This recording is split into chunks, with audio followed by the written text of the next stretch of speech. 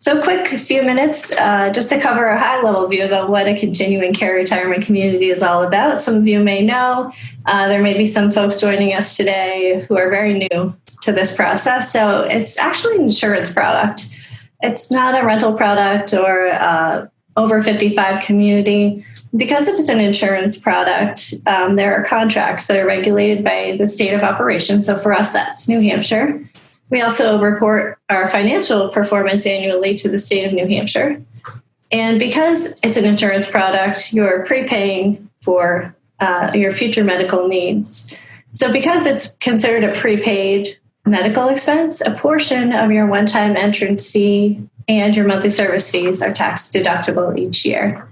And it's also a lifestyle choice.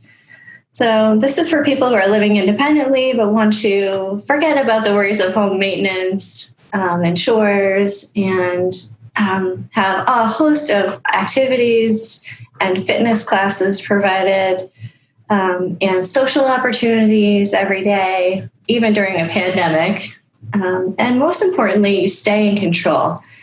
And what that means is in a continuing care retirement community, the question of where your future health care will be provided, who's going to provide it, and what the cost will be is all known upfront. So there's no, you're not leaving it to chance or burdening a family member to make those decisions for you in a crisis. A little bit more, you have to be a minimum age of 62 to move to a continuing care retirement community. And there are actually 4 levels of living: independent living, assisted living, nursing care, and memory support. At Birch Hill, we do have memory support. And you can transition between the levels of care as your health needs dictate. So if you're an independent resident and you need a little more assistance for some time, you can transfer to the respite care or assisted living and move back to your independent apartment once you're on your feet feeling a little better. As I did mention, there are services and amenities that are provided at every level of care, and this includes meals, housekeeping, home maintenance, and a whole calendar of intellectual activities and fitness opportunities. And this also gives you the opportunity to meet new friends. You'll have time to pursue the interests that you love and, start clubs with your peers in the community. One of the best things, or one of the coolest things about a nonprofit continuing care retirement community is a benevolence clause. And basically what this means is if you don't personally impoverish yourself, you can apply for benevolence. And if the community can bear it, they'll cover your monthly service fees for you. So a little bit about Birch Hill. We've been in Manchester a long time, just became a CCRC in 2009, and affiliated with the RiverWoods group in 2016.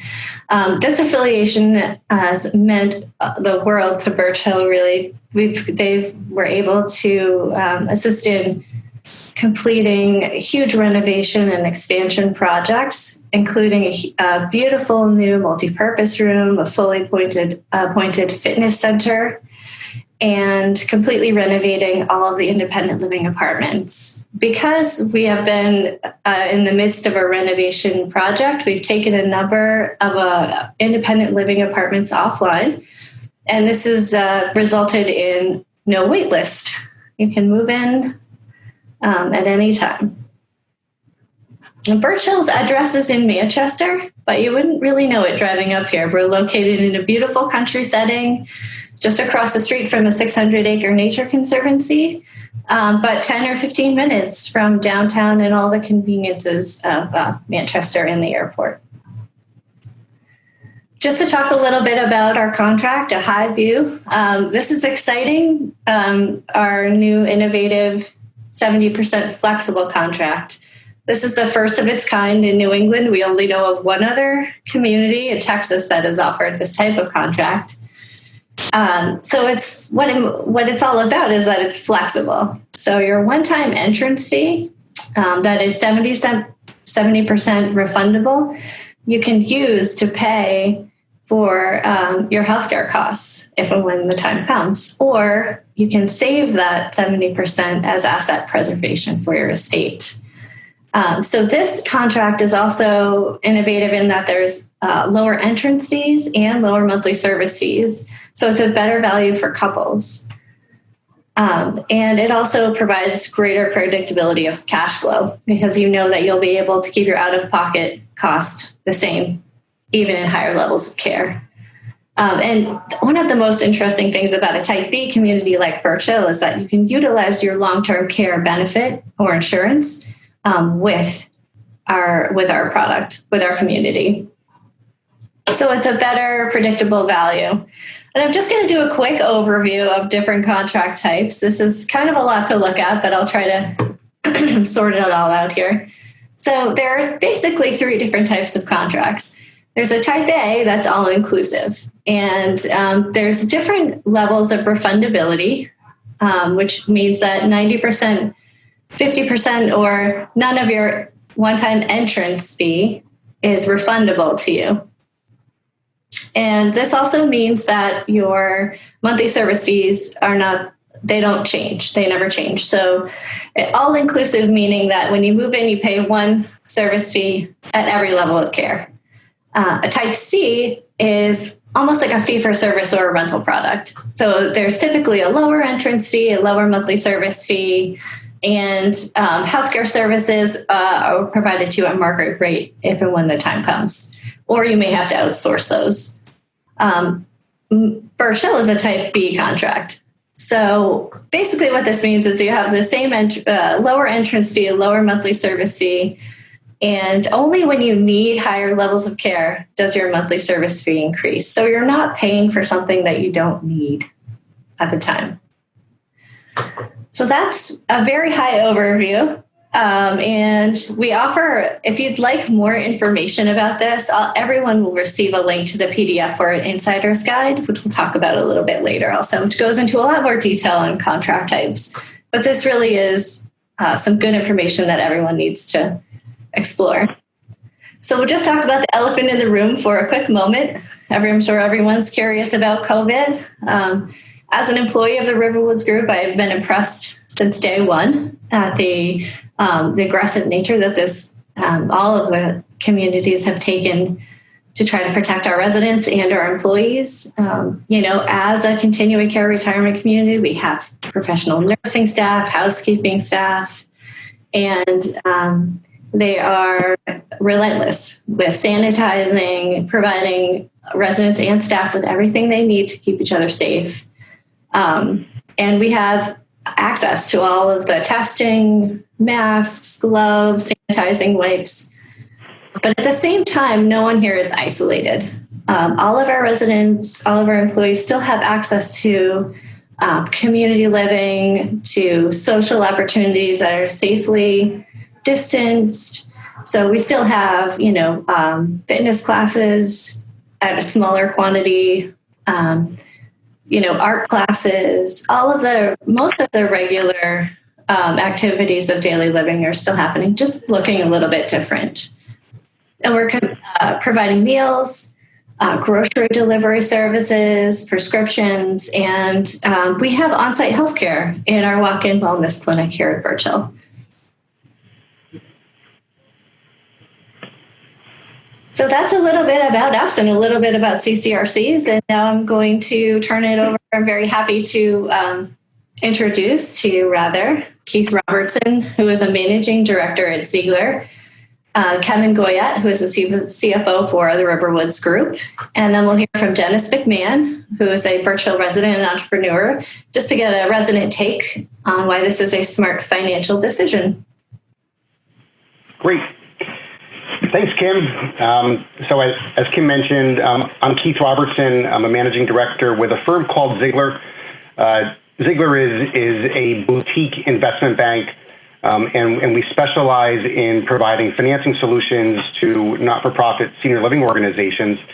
And just about me personally, I've been with Ziegler for about 14 years, but I've worked in the not-for-profit senior living sector for about 25 years.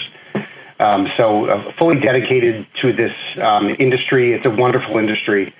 And the firm I work for is, not just an investment bank providing financing solutions, we also do a lot of research.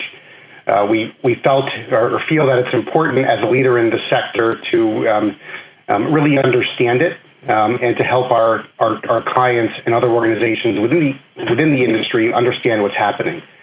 So we have a team of researchers led by a woman named Lisa McCracken, whose job it is to dig really deep into the industry and provide me with information that I can share with all of you on what's happening.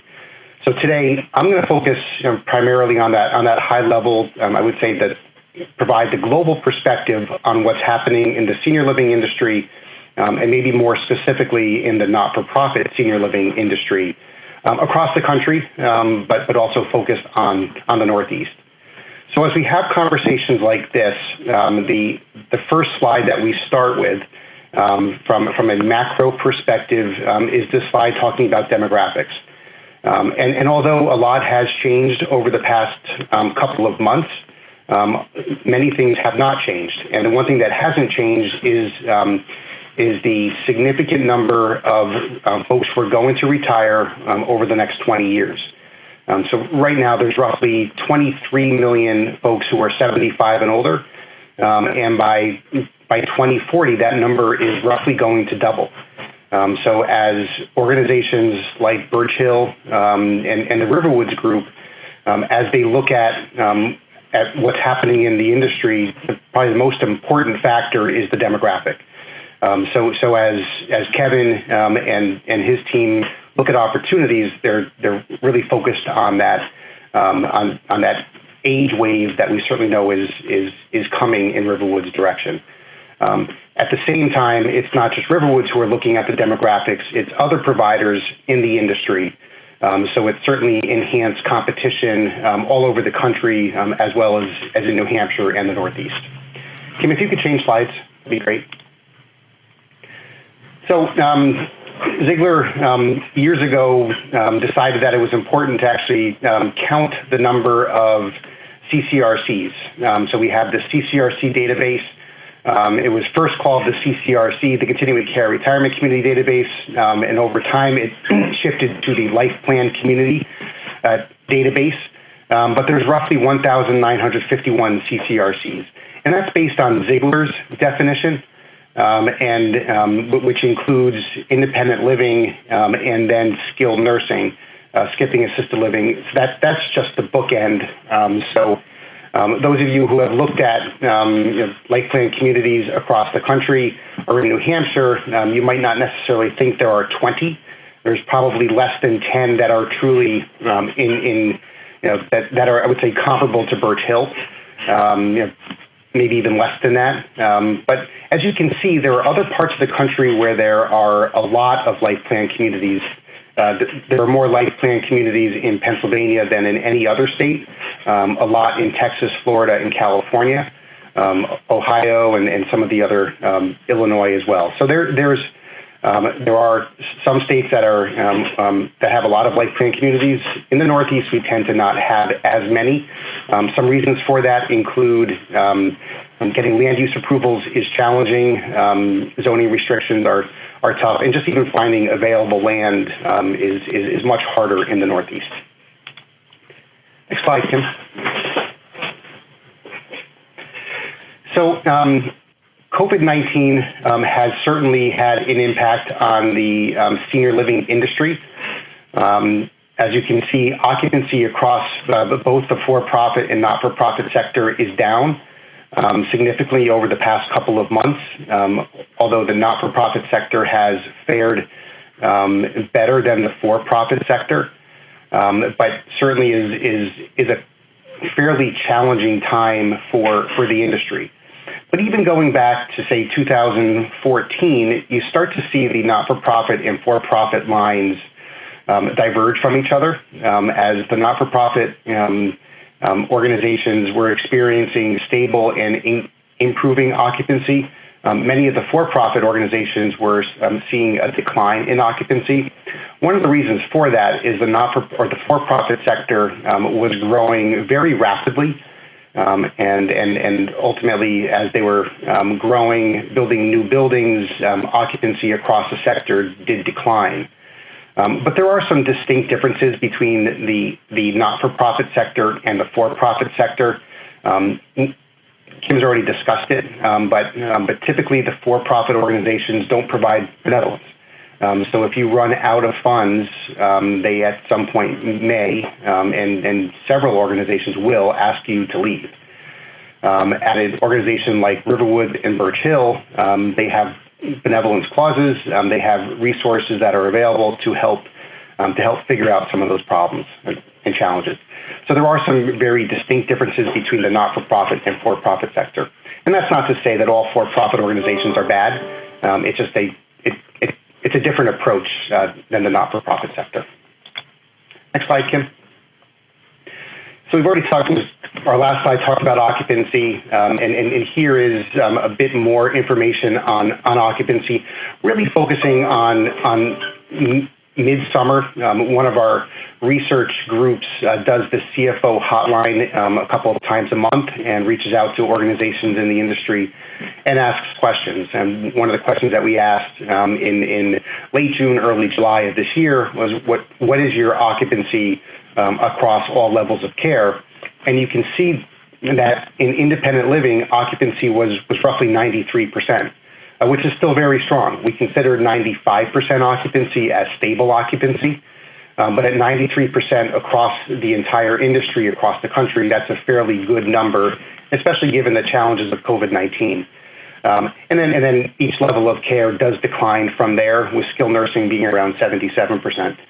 And some of those numbers have continued to decline, at least in some organizations, since this poll was done back in early July. But focusing on the Northeast, the Northeast has maintained quite strong occupancy across the board in independent living, although assisted living is lower than other parts of the country, as is the skilled nursing units. So the Northeast has fared okay, but not necessarily as well as other parts of the country. Next slide, Kim. So one of the challenges that has been caused by COVID-19 is there certainly has been an increase in expenses for life plan communities. From that same poll that same CFO hotline that we did back in late June, early July, we asked the questions about increases in expenses as well as decreases in revenue. And you can see that about 86% of all the life plan communities in the country that we polled have experienced at least a 1% increase in expenses, and some experiencing some very significant increases in expenses. So about 87% of all life plan communities. And that is coupled with a decline in revenue. So it's not necessarily a great financial year for life plan communities. But at the same time, as we see occupancies have remained strong, it's still a very valuable resource for residents. And from what we've heard from residents of life plan communities, they felt as though they weren't all that negatively affected by COVID-19. Even though the organizations were financially, most residents were able to get through the challenging times quite well. Next slide, please. And so just from a high level, some of the things that, some of the macro trends that we're also seeing in the industry are related to sector consolidation. The not-for-profit industry is quite robust, but we are seeing some organizations, the word that we like to use here at Ziegler is raise their hand, as some of the challenges become overwhelming. Some of the managing a life plan community has become much more sophisticated over time, and there is strength in numbers. So we are seeing a very active, for those of you on the for-profit side of the world, the M&A market, mergers and acquisitions. We call it sponsorship transition on the not-for-profit side. But since 2010 through 2019, about 700 communities changed hands. About 515 individual transactions. This year, 2020, we're not going to see that many communities change hands, certainly less than we have in the prior years, maybe 25 to 40 communities. But with all that consolidation, the not-for-profit sector is actually shrinking. And it's shrinking in sheer numbers because many of the transitions of the 697 communities, many of those did go over to the for-profit sector. So the not-for-profit sector is generally shrinking. And at the same time, the for-profit sector has been growing, not just acquiring former not-for-profit communities, but also building a lot of new facilities, communities. Next slide, please. So one of the macro trends that we are following is technology. Technology has been enhancing greatly over the past decade with a lot of alternatives for seniors, as well as life plan communities providing services to seniors.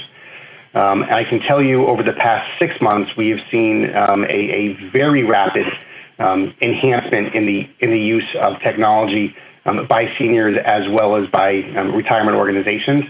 It's actually a very exciting time. Technology is a wonderful tool, but it does create some challenges. A lot of the technologies that are in place make it more efficient for Birch Hill and RiverWoods to provide services to their residents, but it also allows for some residents to consider staying home longer. So it's certainly something that RiverWoods and Birch Hill looks at on an ongoing basis. But it is a very exciting time. One of the real advancements that we've seen over the past 6 months is the improvement in the use of telemedicine. We have a lot of residents and organizations really focusing on providing that level of care to folks just over the computer.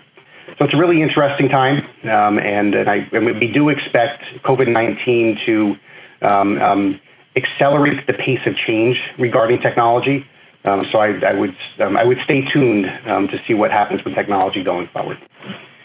I think with that, I'm going to turn it over to my good friend, Kevin Goyette, the Chief Financial Officer of the RiverWoods Group. Kevin? Thanks, Keith. Appreciate your insight for the industry, for the 30,000-foot view, maybe down to 10,000 feet. Good morning, everyone. I'm Kevin Goyette. I'm the Chief Financial Officer of the RiverWoods Group, so the parent company. I've been with the organization about 15 years. I actually celebrated my 15-year anniversary a few weeks ago. It's been really interesting to see the growth over time and going from a few smaller communities into really a family of communities, which we'll show here in the next slide. While we are a system, we refer to our entity as a family. And you'll see on here that we started in 1994 with one campus called the Woods at RiverWoods Exeter. The first two expansions were under one tax ID number, RiverWoods Exeter, with the addition of the Ridge campus, and then subsequently the Boulders campus. And the Boulders campus was approved and built during the Great Recession. And one of the things the board said at that time was, we never want to grow this way again. We don't want to put the risk of the existing communities and their balance sheets and peg that to an ongoing expansion. So we formed the parent company, the RiverWoods Group. You'll see down here that we actually show it down below the operating communities, and there's a reason for that. Most people, the RiverWoods Group is actually in a not-for-profit sense. It's referred to as a supporting organization. It supports the operating communities. Most people outside of our industry don't really understand that, though, so we refer to it as the parent company, but it really is a supporting organization, and it exists for two reasons: to further the mission of the operating communities within the family, and also to maximize efficiencies across the system. The RiverWoods Group is a charitable organization, and it obtains that charitable designation by furthering the charitable missions of the other not-for-profits in the system. As Kim mentioned earlier, Birch Hill affiliated with the RiverWoods Group. in 2016, and then in late 2019, we started opening up in phases our RiverWoods Durham campus. So 3 sister communities, and you'll notice off to the right here, SPE or STE. That is someplace else or something else. While we don't have anything in the works right now, we never want people to lose sight of our ability to further the mission. If there are opportunities to provide this way of life or for seniors and additional employment opportunities for staff, it is part of our mission to investigate that. So while we are 3 operating communities right now, it doesn't mean that we will always remain 3 operating communities. A couple of things that we think make us special, we are an independent organization. We are not affiliated with any religious organizations, with any military service organizations, with any universities. That's something you may see across the country, or some fraternal organizations like the Masons. We are completely grassroots. And the other thing that sets us apart is we don't spend a lot of time looking back. We will celebrate our successes and where we've come from, but we are always looking forward. We have very forward-looking staff, very forward-looking residents as well as boards. So we spend a lot of time thinking about what might come up. We affectionately refer to it as pre-worrying. We'd rather be understanding what could happen and be putting contingency plans in place before they do happen. Really, 3 mantras that we live by are protect the core. So one of the main reasons we formed the parent company, it's a legal backstop. It protects the operating communities. It also helps us maximize resources, so purchasing power. The COVID-19 pandemic, it is an incredible example of us really working as a family of communities and sourcing personal protective equipment, understanding the new COVID-19 guidelines, working at as one person or one set of persons to go out and try to find grant money to offset some of those increased expenses and reduced revenues that were impacted by COVID-19.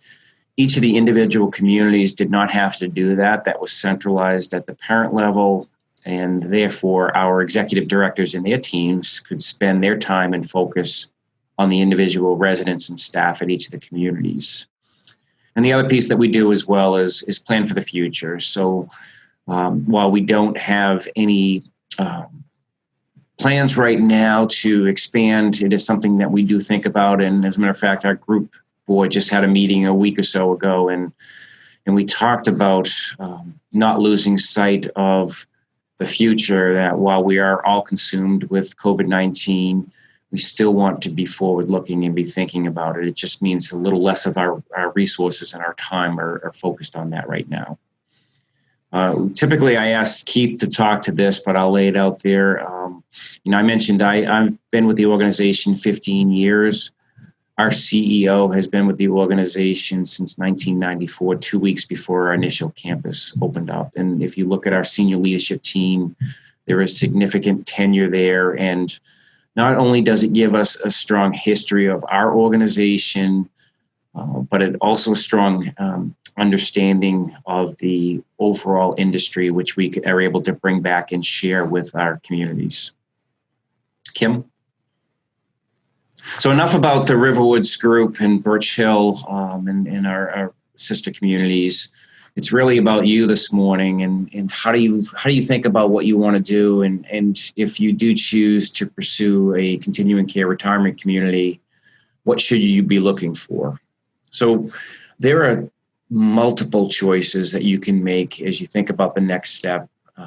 Kim said, typically somebody coming to a community, 62 years old, and has the ability to live independently.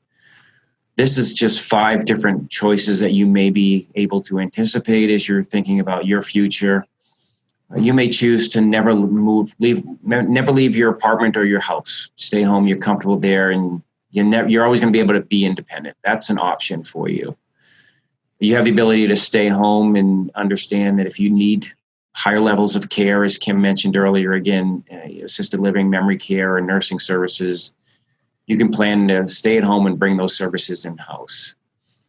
What we typically don't see is many people choosing option number 3 of cohabitating, either living with your kids or having them come back to live with you. As an adult who has had his 2 adult children come back into the house during the pandemic, it's nice to have your adult children with you, but it's also nice when they're able to move back on and go back to college or go back to their own apartments. This is not a very popular option. You can choose to not do anything, and then if you need services at a later date, then you may not have the ability to move into a continuing care retirement community. You may have to go directly to assisted living, and the issue with that is it's less of a choice for you. When you need assisted living, it's typically need-based as opposed to you being able to plan what you want to do. It is a quicker decision because it's need-based. We'll spend our time this morning talking about life plan communities. You get to make the decision of what you want to do, and you can plan accordingly, being able to live independently now and understanding that the services are available should your healthcare needs change at a later date. And that's what we'll focus the rest of the morning on. Kim? So assuming that's the option you want to pursue further, and roughly 2,000 CCRCs across the country, as Keith alluded to.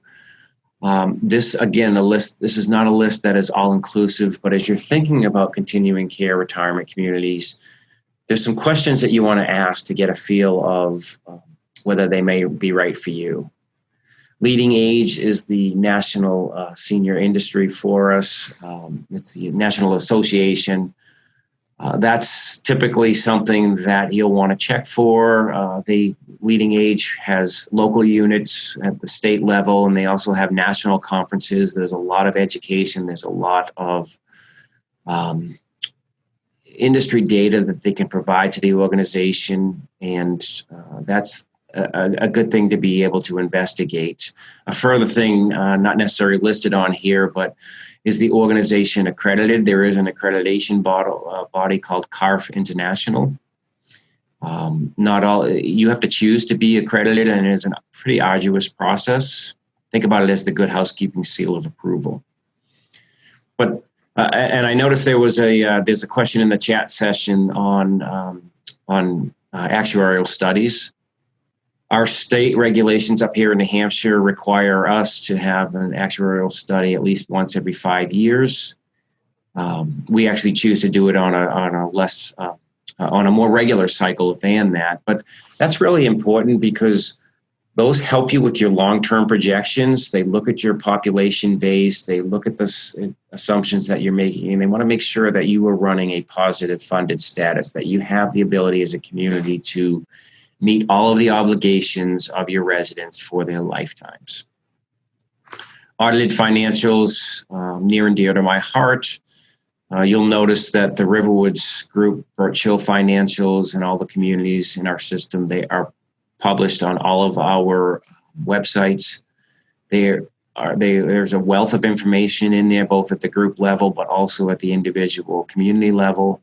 We disclose here significantly more than what we are required to do, but that's because we want to be as transparent as an organization. So when you're looking at communities, really look at those financial statements, and every community is going to be a little different. So we'll have a few little tips as you're looking at their audited financials to help you discern and really cut through all of those numbers. I'm gonna go. We've already talked about the benevolence clause. I'm going to just go down to the last one here real quickly. As you're doing your due diligence, you're going to be meeting with sales counselors. They're wonderful people, but they have their sales counselors, right? At the end of the day, they want to be able to bring you into the community, make a sale, and that's all well and good. But my suggestion to all of you is ask to speak with the financial executive, because most solid communities, most comfortable communities will say absolutely, and they will arrange that. And then you will get a less salesy type of explanation of the business. And those organizations that will dedicate some of the finance person's time, they're doing it for a reason. And as you're having those discussions, ask the tough questions of the CFO or the director of finance, and see if it makes sense. Does the organization have a financial philosophy? Can they articulate to you, if you're not a financial person, does it make sense to you in non-financial terms of how they're approaching the business? Kim? And while every business is going to be a little different, they typically follow some type of path of what you see here. And while I'm a financial person, I find that visuals really help tell the story. So you'll notice on this page here, there's not a single number. That's not that we don't have numbers in our audited financials, but this will be a beginning discussion that I might have with somebody who's interested in pursuing a life plan community. And in this instance, Birch Hill, the business model. And it's really quite simple at the end of the day. When somebody comes to the community, they pay a one-time entrance fee. Green is good, by the way. I'm an accountant, so red is money out the door, green is money coming in the door. Think about it that way. But you'll see on the left, the entrance fees goes into our cash and investments. From those cash and investments, we are always reinvesting in our infrastructure, in our plant, in our amenities. So that's capital expenditures and also repaying the principal on our debt. That's the red arrow going out. Those cash and investments are invested with a professional investment advisor. So we have earnings. That's green money coming into the organization. And then we also want to have reserves. That goes back to the actuarial study and meeting all of our long-term contractual obligations, or having to deal with a pandemic. So Keith's slide earlier on expenses going up, not every one of those expenses going up will be covered by the community from monthly service fees. Most organizations will dip into their reserves to cover some of those unforeseen expenditures. I'll leave the red arrow down below for a second, but if you go to the right column there, the ongoing monthly service fees, those come in monthly, and they're really to pay for our operating expenses. And then lastly, we mentioned earlier the typical life care contract at Birch Hill is 70% refundable. So we have an obligation to pay a refund at the end of the day, and that's when somebody leaves Birch Hill. Every community will have a slight different nuance to it, but this is a real simple way to look at the cash flows of our organization. Kim? So, you've understood the financial philosophy as you're doing your due diligence. I'm going to concentrate on mature communities here, but note that there are startup communities as well that have their own challenges, whether that be securing financing to go under construction, whether that be construction overruns, or also once the community is built, actually filling the community, taking new entrance fees in and generating monthly service fees. We'll spend time more on the mature communities because that's typically what you will see out there in the space, although there are new communities that will come up here or there. You have to be considerate of the reoccupancy challenges. The fuller a community is, the more that you can spread essentially fixed cost over more people. It's less that each individual person is paying. But if there's a lot of turnover, that may slow down entrance fee cash coming in, which could in turn impact your capital reinvestment. And then also your expenses don't significantly drop with a drop in revenue. When you build one of these communities, a lot of your costs are fixed. They don't vary with your occupancy percentages. As you're looking through this, look for direct competition. Keith showed you those hot spots earlier, talked about almost 200 CCRCs in the Pennsylvania area. What are the competitors doing? And the competition may not be just not-for-profits. It could be for-profits. It could be other types of living arrangements that may look something like a CCRC, but maybe a little different. An organization could be over-leveraged, too much debt on its balance sheet.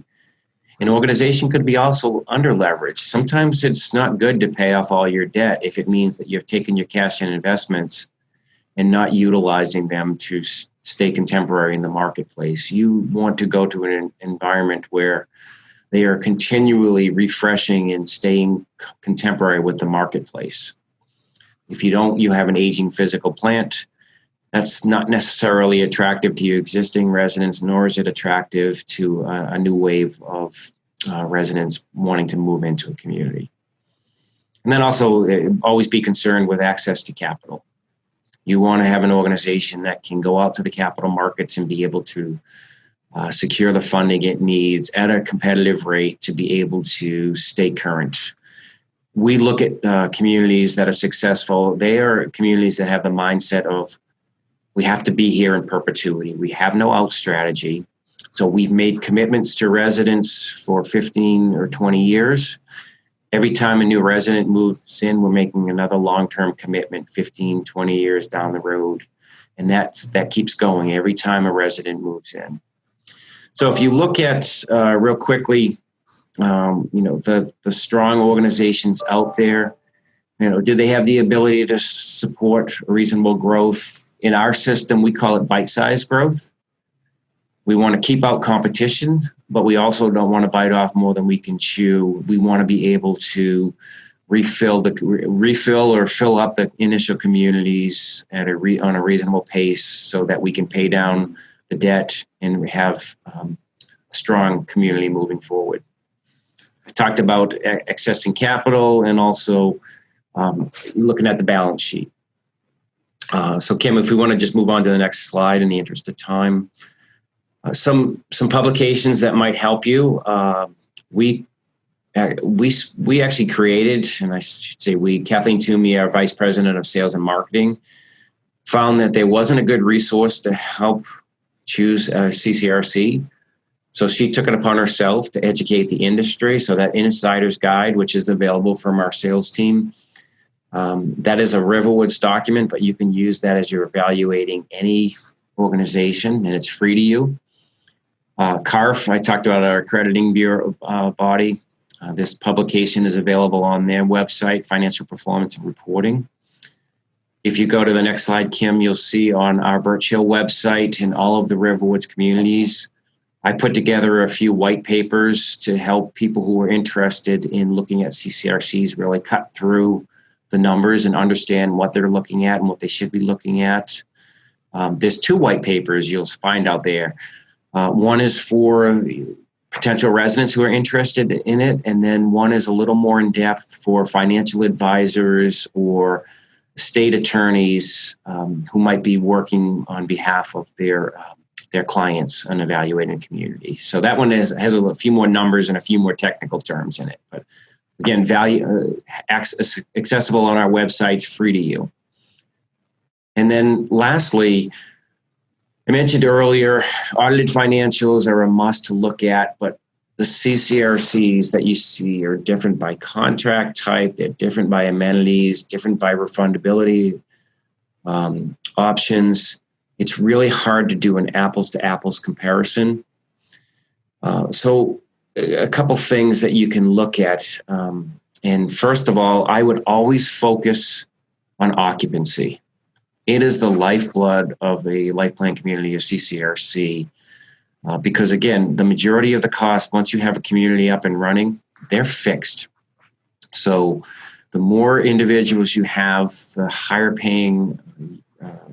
amount of paying people, the less each one is paying because you're spreading those costs over more people. So look for occupancy trends. Not only what are they projecting going forward, but where have they consistently run? And again, Keith mentioned earlier, 95% independent living occupancy is what the industry considers full occupancy. There are communities that can run above that rate. 100% is probably not attainable for a long period of time because you will be refurbishing units, but look for somebody who can run in the 95% range. That is a strong organization. Look for organizations that are continually reinvesting in their infrastructure and their programming. And then to do the apples to apples comparison, there are key ratios that you can look at and ask the financial executive at the communities you're looking at how they measure performance, what do they benchmark against, how are they setting their goals as they move forward? And if you go to the next slide, Kim, this particular publication is not available free. It actually is a paid publication. Keith's firm, Ziegler, is one of the contributing organizations that puts this together every year. There are 25 or 30 ratios in this publication that allow us to get a tremendous amount of benchmarking information.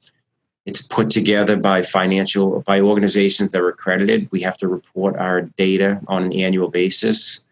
And then we get such measures as are laid out here, and it allows us to really set goals and to understand how those other accredited organizations are doing in the marketplace. So I doubt there will be any communities that will share this publication with you because it's technically a copyright infringement. But they can certainly talk to that, and they can show you the charts that they may have to take the information from there and how they are measuring themselves against other organizations. So with that, I think we're gonna get it over to Dennis. I've known Dennis for the last 3 or 4 years.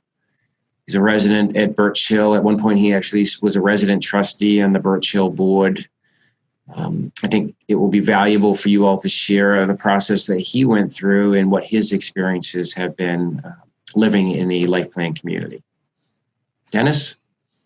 Good morning.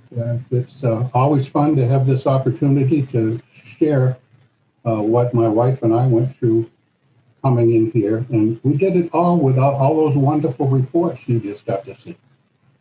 That's known as seat at the pants shopping. We started at the ripe old age of 70 looking, and we had a very comfortable house. We very liked it.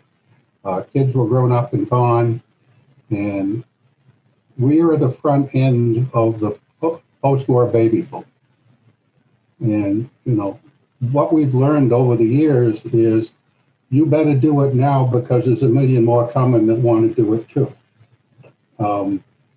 So I had the advantage of, or disadvantage in most cases, of taking care of my mother when she went from married and happy, and the husband died and all her friends died, and we moved around up in northern New Hampshire for a while and looked for retirement communities.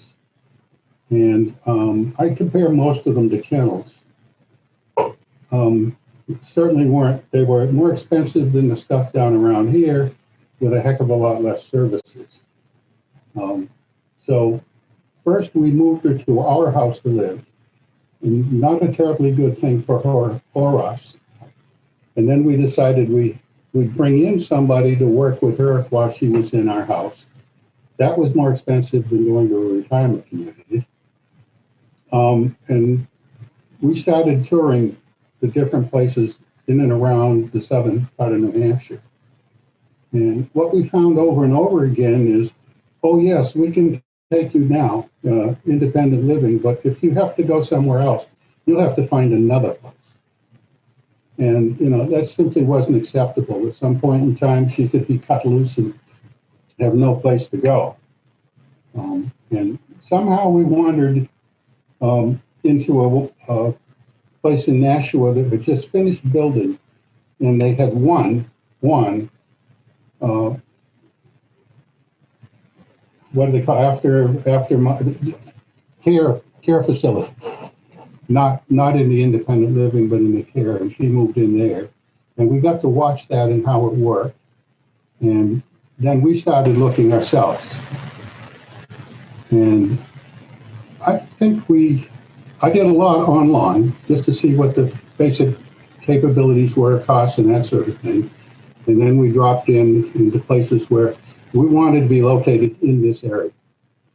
And of the 5 or 6 we actually looked at and decided to actually visit,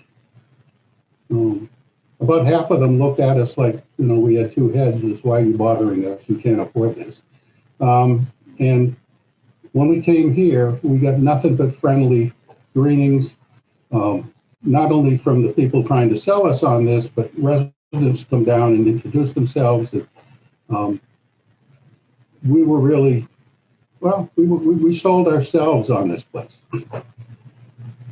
And quite honestly, we got the better part of the deal. I mean, this is just a fantastic place to live. I now have a whole complete new set of friends. And I still know how to stay in my room because of coronavirus with my wife and not see anybody else forever.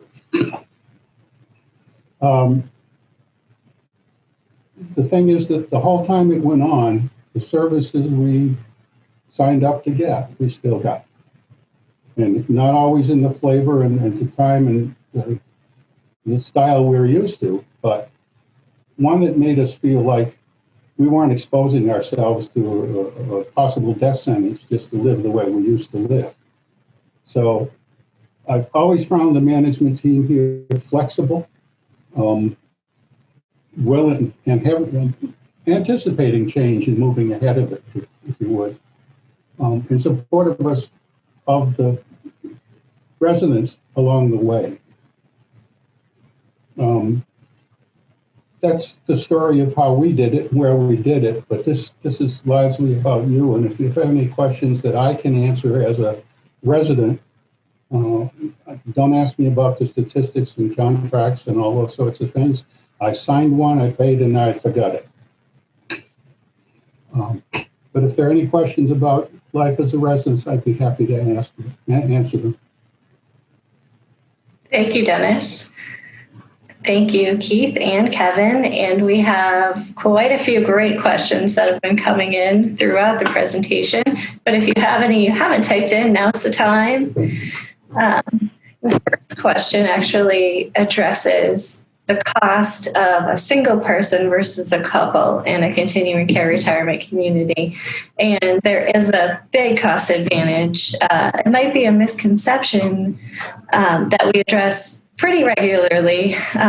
There is a one-time entrance fee, but there is a second person entrance fee, but it's much smaller.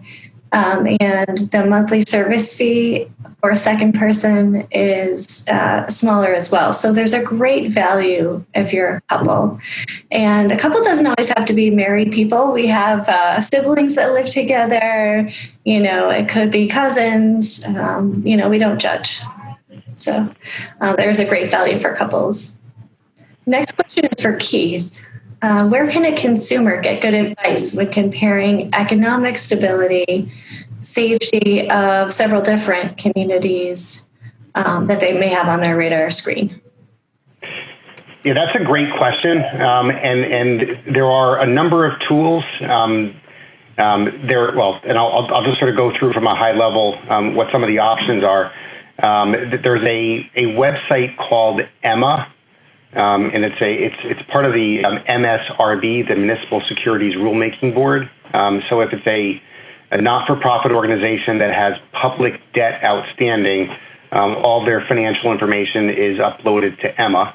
RiverWoods doesn't have any public debt, so their information isn't on Emma.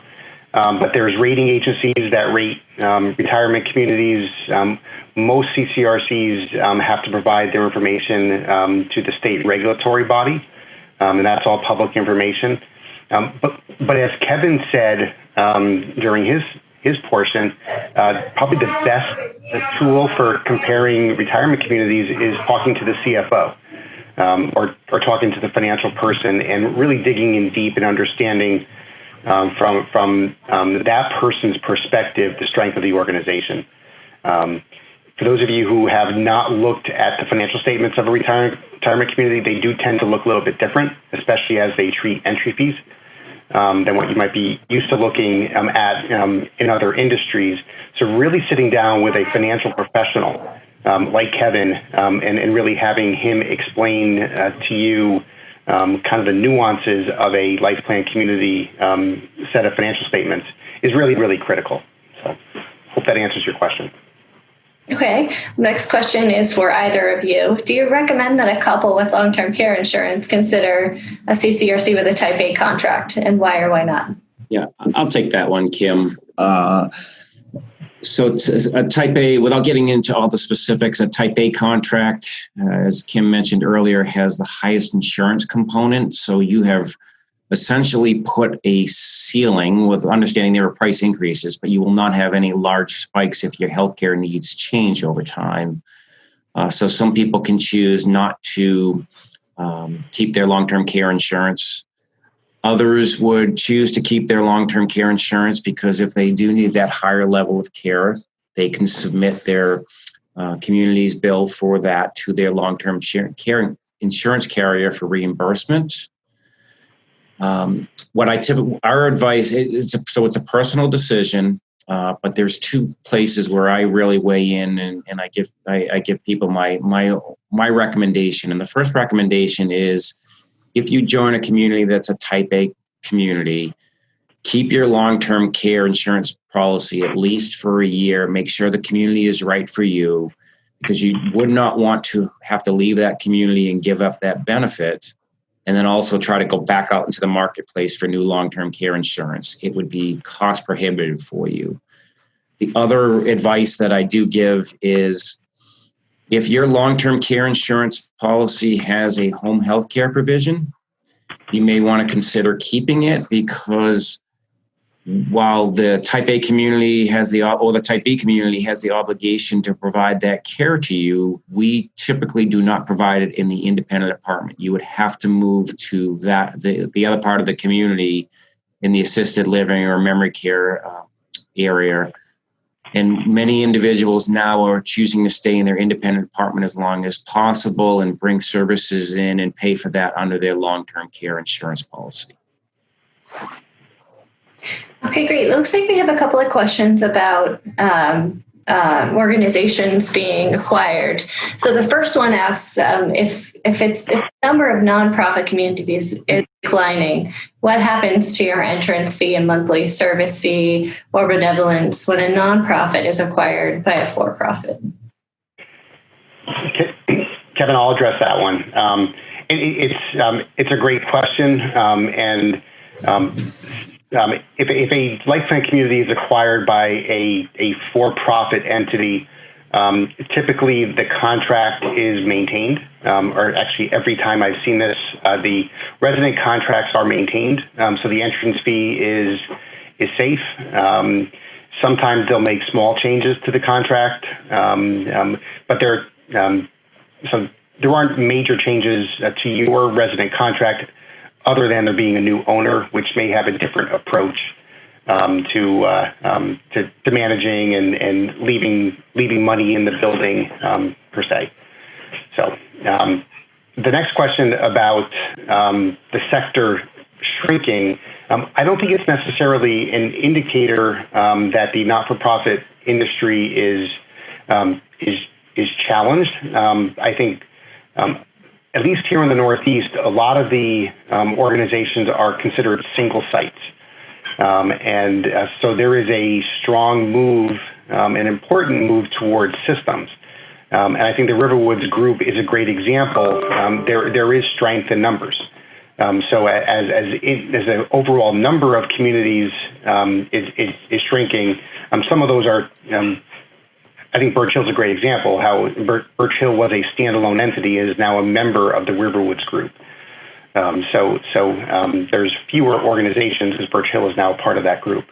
But there's just a greater ability for the RiverWoods group to serve Birch Hill than it would be for Birch Hill to stand on its own.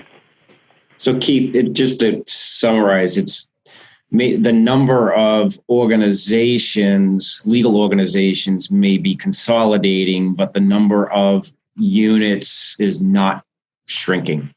Is that a fair statement? That's a fair statement. Life plan community units. There has been a shrinking of the of not-for-profit skilled nursing units. Sure. Some of those facilities have really struggled and have sold to the for-profit sector. And a lot of life plan communities are actually shrinking the number of skilled nursing beds that they have, which is a macro trend. So there is a reduction in units, but not. But that's primarily on the healthcare side. Thanks for clarifying that. Yeah, thank you. Yeah, that segues perfectly to our next question, specific to Birch Hill about the monthly costs for assisted living, memory care, and skilled nursing. And Birch Hill actually does not offer what quote unquote skilled nursing, which is basically, in a nutshell, a small list of certain services like IVs or, tracheal suctions and things like that, that most people probably wouldn't need. It's not offered here, but RiverWoods, Exeter, or Durham do offer skilled nursing beds. So I can't speak to what the costs compare to for Exeter and Durham. I don't believe we have those. I have the independent living fee sheets for Birch Hill, Exeter, and Durham, and I'm happy to email those to you offline. We'll take that offline.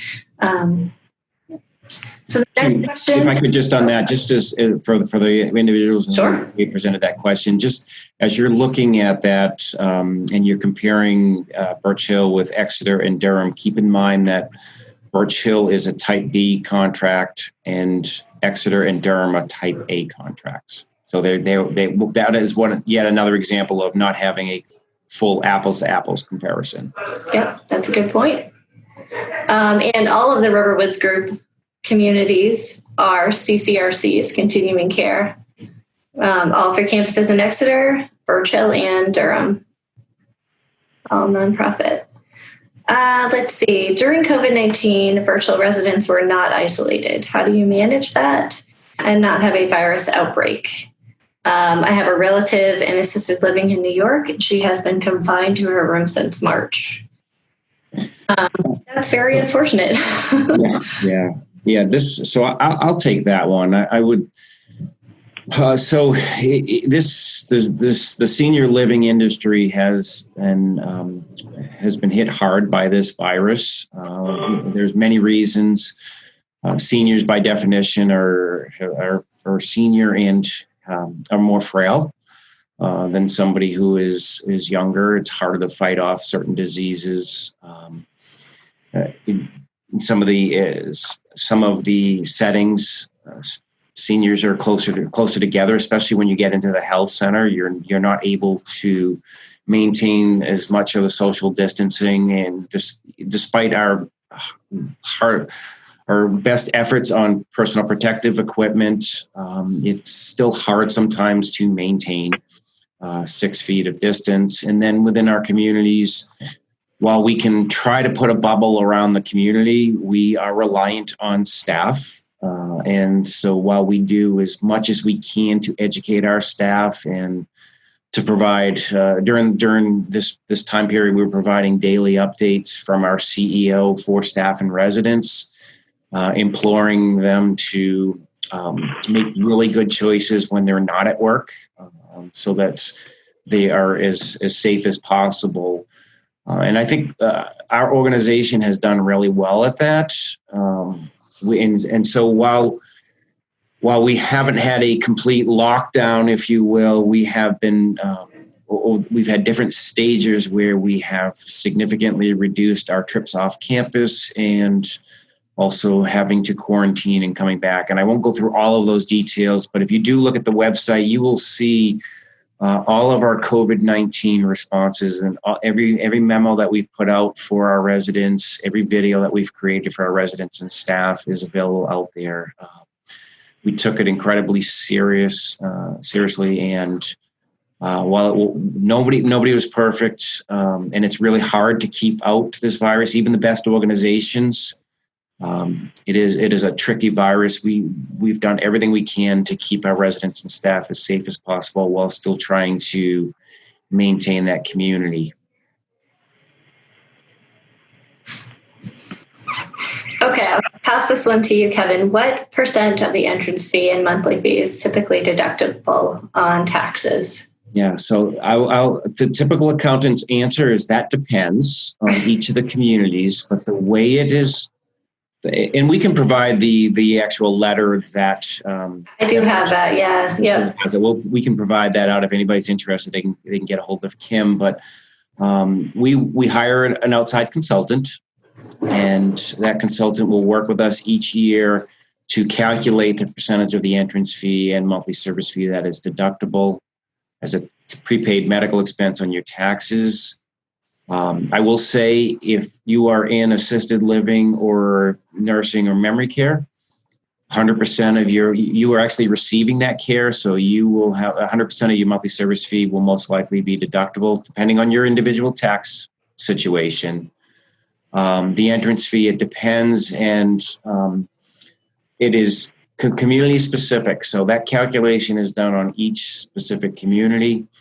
I will say on the monthly service fee side of things, typically a type A community will have a higher deductibility amount because you have a higher insurance component in your monthly service fee. So if somebody is comparing Exeter or Durham to Birch Hill on the monthly service fee side of things, it's going to be a higher percentage for Exeter and Durham than it will be for Birch Hill if you're an independent living resident.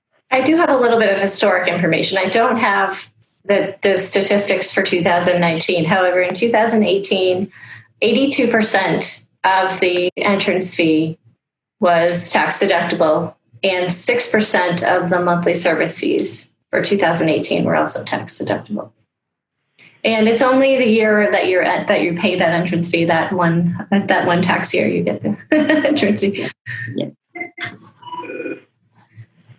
Just a few more questions. I know it's 10 after, but one person is asking if the use of Medicaid or Medicare is... I'll take that one. None of the three RiverWoods Birch Hill communities are allowed to participate in the Medicaid program. So there is no Medicaid at any of our communities. And I believe that is consistent for the other CCRCs in the state of New Hampshire as well. Yep. From a Medicare perspective, RiverWoods Exeter is Medicare certified. So that gets back to the Kim's point earlier on the skilled nursing beds. Durham has not gone through Durham just opened up its health center, so it is not Medicare certified yet. And then Birch Hill does not have Medicare certification. We have chosen not to pursue it. We still have nursing beds. We just cannot provide skilled services in there, as Kim alluded to earlier. So, for example, if you break a hip and you have 3 overnight stays in a hospital, you would have to rehab in a skilled nursing facility before coming back to Birch Hill. In Exeter, you would have the ability to come back to your community and receive that skilled care within the community. That's the difference, essentially. But we still have the nursing component in each of the 3 communities. Alrighty, and can the entrance fee be financed or is it a lump sum? The entrance fee is a lump sum. Okay, and this one's for Dennis. How long did it take you to transition to this new lifestyle? Oh, it was rather abrupt. We decided to put the house on the market. We talked to an agent to sell it, and then we went off on a cruise in the Danube. On Friday, they called and they said, "We'd like to put it on the market." We said, "Okay." On Sunday, they called and said, "We sold it." And we talked to the people right after we got back, and this was in late September, and they said, "We want to be in for Thanksgiving." So the changeover from living here to living there, and thanks to the support services you offer, the moving people were fantastic, the planning and everything like that. We managed to do all that in less than a month, replace the roof and move in. And after going through that, we met so many people. Walking down the halls and being new is a great experience because people stop to talk to you to see how you're doing, if they can help. There are people who adopt you, if you will, to make sure that you have support when you need it. I think our transition was not really a transition. We moved in, adapted, and moved on. So it was very, very painless. I quickly got directed into certain committees. too many of them as the chair, and directed onto the board of directors. So I get to see a lot of what went on here and understand it and participate in it. Because participation is important. You can help be responsible for how well this works. So our transition was a good experience and a lot of fun. Wonderful. I think that sentiment can be echoed by a lot of the residents here. Everyone is so friendly and warm and welcoming. Well, that's all the questions that we have. I'm just going to take a moment to talk about our next online workshop. This is featuring New York Times bestselling author John Leland. He's going to do a couple of readings and a chat about his book, Happiness is a Choice You Make. This is Wednesday, actually tomorrow, the 28th at 10 a.m. You can still register up until tomorrow morning, and you can log on to birchhillrc.org and go to online workshops and sign up. We'd love to see everyone. If there are any other last call for questions, I don't see any more coming in. So with that, I guess we'll wrap it up. Thank you, Keith. Thank you, Kevin. And thank you, Dennis. And have a wonderful day, everyone.